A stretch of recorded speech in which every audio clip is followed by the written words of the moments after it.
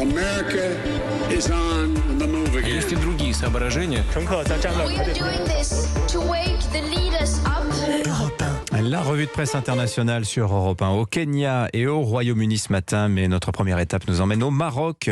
Bonjour Alexandre Blanc. Bonjour. À la une chez vous. Eh bien, c'est la fermeture des frontières et le désarroi des touristes bloqués. Ils sont des centaines à chercher un moyen de rentrer chez eux, alerte le journal Yabiladi. Lundi, le Maroc a fermé son espace aérien jusqu'au 13 décembre. Seuls sont autorisés les vols de rapatriement. Alors, dans les aéroports de Marrakech ou Casablanca, les journaux décrivent des scènes de véritables cohues. Et le quotidien L'Économiste prévient, face à la difficulté de trouver un avion, les prix s'envolent. Le coût d'un billet retour vers la France atteint en ce moment jusqu'à 700 €.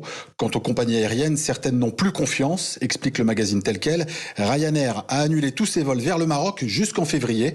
En cause, le manque de communication du gouvernement. 230 000 passagers sont concernés. Un véritable coup dur, regrette le site Média24, alors que les professionnels du tourisme au Maroc misaient tout sur les fêtes de fin d'année. Merci Alexandre. Direction maintenant le Royaume-Uni. Bonjour Anaïs Cordoba. Bonjour. De quoi parle-t-on à Londres ce matin ? Eh bien, c'est la victoire de Meghan Markle contre les tabloïds qui est à la une ce matin. Le Daily Mirror résume, le Mail on Sunday a été condamné en appel pour atteinte à la vie privée de la duchesse pour avoir publié une lettre qu'elle a écrite à son père en 2018. Toute la presse reprend le communiqué triomphant de Meghan Markle qui appelle à remodeler l'industrie des tabloïds.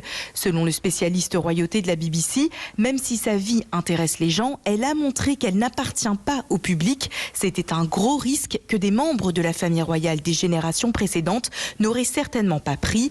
Le Guardian rappelle que Meghan a fait une fausse couche durant la procédure judiciaire qui a duré plus de 2 ans.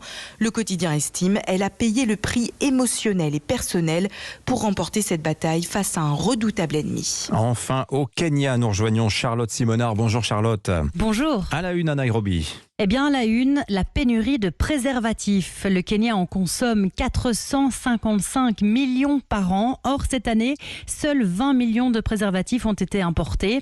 L'affaire fait grand bruit et l'objet de débats à la télévision nationale.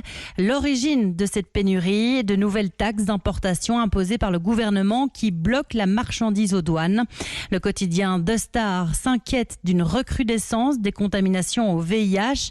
1,5 million de Kenyans sont séropositifs.